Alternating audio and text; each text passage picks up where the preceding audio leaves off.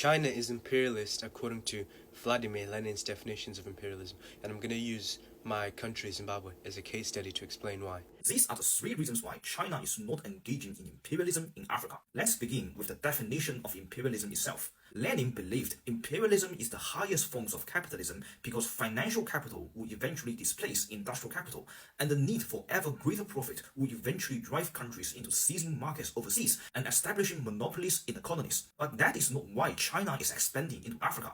In fact, it is exactly the opposite. There are no bankers in Beijing, Shanghai, or Hong Kong demanding ever higher profits from Chinese companies. It is precisely the fact that the Chinese political system has constrained financial capital that has resulted in lower profit margins for the Chinese industries. This is the reality that is forcing the Chinese companies to seek overseas expansion. The second crucial difference is the method by which the Chinese capital has expanded. China did not establish an East India Company in Africa. China did not take over the governments or the administrative structures in Africa, redraw national borders, or import different populations for divide and rule in order to control those countries and establish monopoly.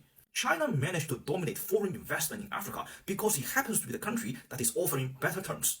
And historically, this is also how Americans managed to win the last round of economic competition in the global south in the late 19th century and the early 20th century. And lastly, you may argue that some aspects of the Chinese economic activities in Africa resembles the economic colonialism of the United States imposed on Latin America. But the crucial difference is that America conducted economic imperialism by taking control over the key industries like infrastructure and utilities that were built by the people in Latin America. China may be controlling the same assets, but those infrastructure will not be available if China were not there. China is literally the only country that waives all the tariffs for the countries in Africa. And this is why I think ultimately you can accuse China of imperialism, colonialism, or whatever you want. But the fact is that Western countries are only beginning to sympathize with Africans over whatever negative spillovers come from the Chinese investment precisely because China has become a competitor.